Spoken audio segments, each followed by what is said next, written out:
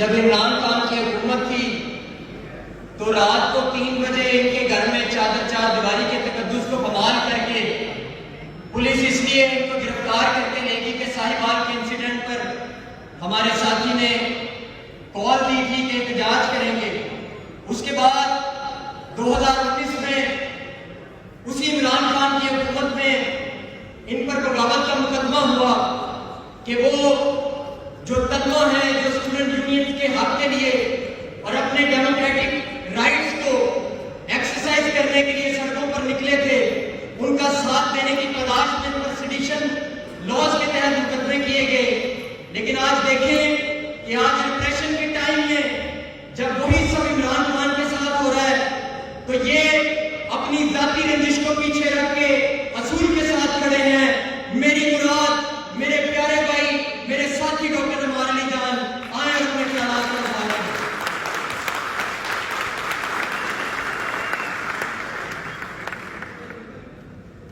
بہت بہت شکریہ۔ میں پروگریسو ڈیموکریٹک لائرز فورم کے حوالے سے تھوڑی سی بات کروں۔ میرا تعارف انہوں نے کروایا۔ حیدر علی بٹ، راج آفتاب، خالد رانجھا بھی اسی تحریک کا حصہ تھے۔ ان کے ساتھیوں کو گھروں سے اٹھایا گیا، صرف مجھے نہیں ہمارے اور بھی کے ساتھیوں کو اٹھایا گیا، ہمارے اوپر دہشت گردی کے پرچے کیے گئے، غداری کے پرچے کیے گئے۔ اس زمانے میں سبحات رضوی صاحبہ، ساقی صاحب، کوٹ صاحب، فرت اللہ بابر صاحب، اس طرح کے ساتھی ہمارے حق میں بولتے تھے۔ ہم سب کو غدار کہا جاتا تھا اور چند منسٹر مسلسل ٹویٹر پہ، سوشل میڈیا پہ کہتے تھے کہ یہ بغاوت کر رہے ہیں، یہ فوج کے خلاف بولتے ہیں، یہ کسی بیرونی ایجنڈے پر ہے۔ ہمیں CIA کا بھی بنایا گیا، ہمیں رو کا بھی بنایا گیا، NDS کا بھی بنایا گیا، موساد کا بھی۔ ہم خود کنفیوز ہو گئے تھے کہ ہماری شناخت کیا ہے۔ آج جب وہ بڑے بڑے منسٹر پریس کانفرنس کر کے اپنے ورکروں کو چھوڑ رہے ہیں، اپنے قائد کو چھوڑ رہے ہیں، توبہ کر رہے ہیں، معافی مانگ رہے ہیں، یہی لوگ حیدر علی بٹ، رائے علی آفتاب، خالد رانجھا، ساقی صاحب، سبحات رضوی صاحبہ، کوٹ صاحب، یہ وہ لوگ ہیں جو PTI کے ورکروں کے حق کے لیے آج نکلے ہیں، ڈٹے ہوئے ہیں اور ڈٹے رہیں گے۔ چند سال، 2 سال پہلے علی احمد کوٹ صاحب کی ایک تقریر تھی کہ 1 جرنیل اور 22 کروڑ عوام۔ یہ ایک بڑی مشہور تقریر ہوئی تھی آسما جہاں کی کانفرنس پہ۔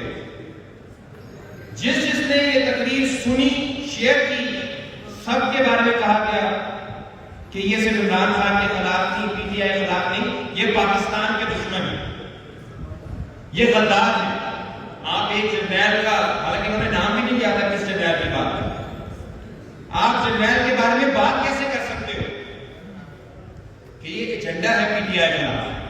آج 2 سال بعد PTI کی حکومت ہے یا PTI کو چلانے والوں کی حکومت ہے، آج PTI کے ساتھ وہ کچھ ہو رہا ہے تو وہی علی احمد کوٹ آج ان کی تقریر سن لیں گے۔ اسی طرح کوئٹہ سے اپنے سارے کام چھوڑ کے لاہور آئے ہیں PTI اور تمام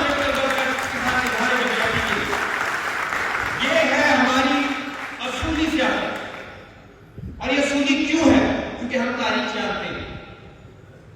مزمل نے بات کی حسن ناصر شہید کی، ہمارا تعلق سوشلسٹ تحریک سے ہے، وہ اس پاکستان کے سب سے پہلے مسنگ پرسن تھے۔ وہ آئے انڈیا چھوڑ کے اس لیے کہ چاہتے تھے یہاں پہ جاگیرداری ختم ہو، یہاں پہ سرمایہ داری ختم ہو، ہم امریکہ کے پٹھو نہ بنے، ایک آزاد ملک بنے۔ حیدرآباد لندن سے اپنی زمینیں چھوڑ کے آئے تھے، ان کو اٹھا دیا گیا اور ٹورچر کر کے ان کو ختم کر دیا گیا، ان کی باڈی بھی آج تک نہیں ہوئی۔ یہ جنرل ایوب کے دور میں اور ہم انہیں پوچھ نہیں سکے جنہوں نے یہ کچھ کیا۔ اسی طرح نذیر عباسی ایک اسٹوڈنٹ لیڈر، 1980 میں اس کو اٹھایا گیا، ملٹری کورٹ میں اس کا ٹرائل کیا گیا، دوران ٹرائل اس پہ اتنا تشدد کیا گیا کہ وہ شہید ہو گیا، لیکن آج تک اس کے شہید کرنے والا کا کوئی نام ہی نہیں ہے۔ اسی طرح شاہدہ جبین ہماری ساتھی ہیں جن کے بھائی کو پھانسی دی گئی ضیاء الحق کے دور میں، خود ان کو قلعے میں بند کیا گیا۔ فرت اللہ بابر صاحب آ کے بتائیں گے کہ کتنے لوگوں کو، پیپلز پارٹی کے لوگوں کو یا آپ ANP کے لوگوں کو اٹھا دیں۔ آج یہاں تک کے جمعیت علماء اسلام کے لوگوں کو اٹھا دیں، ان کے ساتھ وہی کچھ ہوتا رہا ہے جو آج پی ٹی آئی کے ورکروں کے ساتھ ہو رہا ہے، اور ہر باری لیڈروں نے راتوں رات ڈیل کر دی ہے، جو نقصان ہوا ہے وہ آپ کے میرے جیسے پولیٹیکل ورکروں کا ہوا، جو مڈل کلاس تھے، جو ورکنگ کلاس تھے، اوپر تو ڈیل ہو گئی، ان کی بھی ہو جائے گی جیسے پچھلے والوں کی ہو گئی۔ ہم لیڈران کے لیے نہیں آئے، ہم یہاں پہ سیاسی ورکروں کے حقوق کے لیے آئے ہیں، عام شہریوں کے حقوق کے لیے آئے ہیں۔ مجھے یاد ہے اچھی طرح کہ پی ڈی ایم والے ہمارے جلسوں میں آتے تھے، تقریریں کرتے تھے، ہمارے دھرنوں میں ہمارے ساتھ بیٹھتے تھے اور کہتے تھے کہ ہم جب آتے ساتھ ہی جبری گمشدگیوں کے خلاف قانون لے کر آئیں۔ یہ ایک ہی ٹاپ لیڈرشپ سے لے کے نیچے تک سب یہ بات۔ آج جب ان کے دور میں جبری گمشدگیاں ہو رہی ہیں تو وہ جمہوری جبری گمشدگیاں ہو رہی ہیں۔ آج ان کے دور میں ملٹری کورٹس بن رہے ہیں، جمہوری ملٹری کورٹس بن رہے ہیں۔ آج جب ان کے دور میں چادر چاردیواری کی پابندی کی جا رہی ہے تو جمہوری طور طریقے سے کی جا رہی ہے۔ راتوں رات ہمارا نقطہ نظر بدل جاتا ہے۔ ہم اس سوچ کے خلاف ہیں۔ اگر ہم اصولوں پہ آج کھڑے نہیں ہوں گے تو ہوا کسی کی نہیں، چراغ تو سب کے بجھیں گے۔ یہ بات ہمیں یاد رکھنی ہے۔ میں اور آپ جب ہم کسی کے لیے آواز اٹھاتے ہیں تو اس لیے نہیں اٹھاتے کہ میں آپ کو جانتا ہوں۔ آئین کیا ہے؟ آئین میرا اور آپ کا رشتہ ہے۔ جب آپ کے ساتھ زیادتی ہوتی ہے تو صرف آپ کے ساتھ زیادتی نہیں ہوتی، وہ اس اصول کی نفی ہوتی ہے جس کے تحت مجھے بھی تحفظ حاصل ہے، وہ میری نفی ہوتی ہے، وہ میرے خلاف بتائے گا جب آپ کے خلاف بتائے گا۔ یہ ہے سوچ ایک ریپبلک کی، ایک آئینی معاشرے کی، ایک مہذب معاشرے کی۔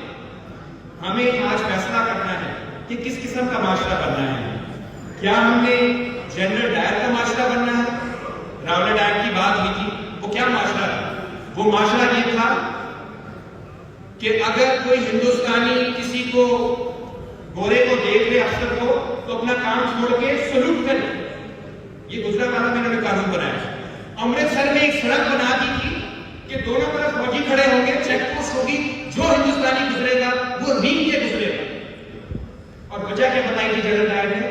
وجہ بتائی تھی کہ یہ جو لوکل ہے بھول گئے ہیں کہ طاقت ہوتی ہے، وہ بھول گئے ہیں کہ اصل طاقت کا چشمہ عوام نہیں ریاست ہوتی ہے، وہ بھول گئے ہیں کہ یہ ہندوستانی ہے، یہ لوکل ہے اور ہم سامراجی ہیں۔ یہ فرق جو عام شخص میں اور سامراج میں کیا جاتا تھا آج تک وہی کچھ ہو رہا ہے۔ بار بار خوف کی جو بات ہو رہی ہے، we have turned into a republic of fear۔ یہ اسلامک ریپبلک نہیں ہے، یہ ریپبلک آف فیئر ہے۔ ہر شخص خوف زدہ ہے۔ مجھے کل سے کال آ رہی ہے کہ آپ نہ بولیں، بوائکاٹ کریں اس ایونٹ کا، کیونکہ اس کے انجام جو ہیں وہ بہت شدید ہو سکتے ہیں۔ یہ کالیں ہمیں پی ٹی آئی کے دور میں بھی آتی تھی، آج بھی آ رہی ہے، کل کو بھی آتی رہے گی۔ پہلے بھی ہم نے ان دھمکیوں کو اپنی جوتی کی نوک پہ رکھا ہے، آج بھی رکھ رہے ہیں۔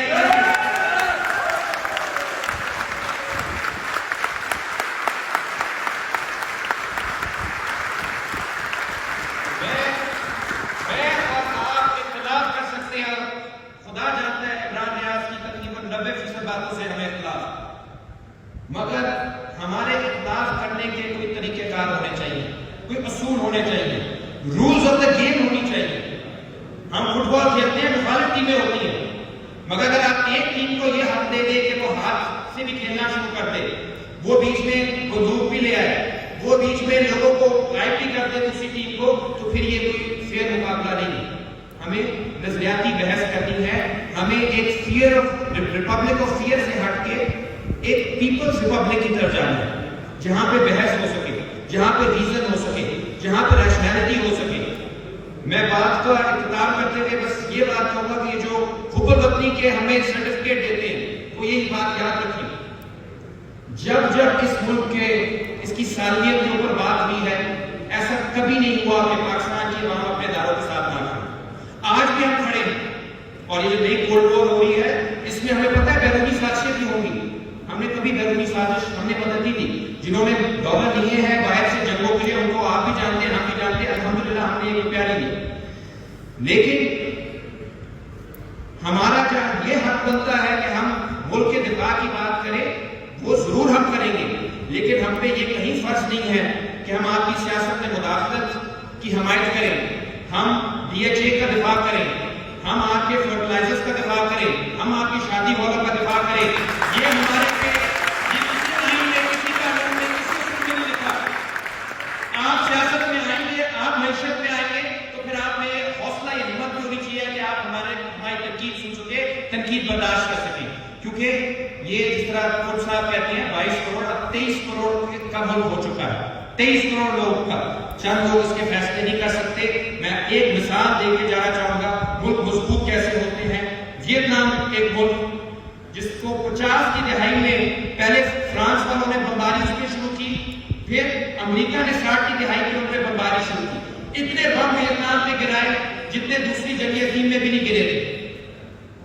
وہ اپنے لیڈر ہو چی مین اور ان کی جو پارٹی تھی ویت کانگ اس کے ساتھ جڑے رہے. انہوں نے کسانوں کی بات کی، انہوں نے طلباء کی بات کی، انہوں نے عورتوں کی بات کی، انہوں نے مڈل کلاس کی بات کی، انہوں نے ورکروں کی بات کی. 25 سال کی بمباری کے بعد فرانس پہلے بھاگا، پھر امریکہ بھاگا، ویتنام پہلے سے بھی مضبوط ہوا، یکجا ہوا اور آج بھی متحد ہے، یکجا ہے اور آگے جا رہا ہے. وہ ٹوٹا نہیں. اور ہم باہر سے پیسے لے رہے تھے پھر بھی ہمارے ساتھ ایک خطر والا سامنا ہو گیا. تو remember, no institution is sovereign. کوئی ایک ادارہ سوورن نہیں ہے. اگر اللہ تعالیٰ کے بعد کوئی سوورن ہے تو وہ پاکستان کی عوام ہے اور پاکستان کی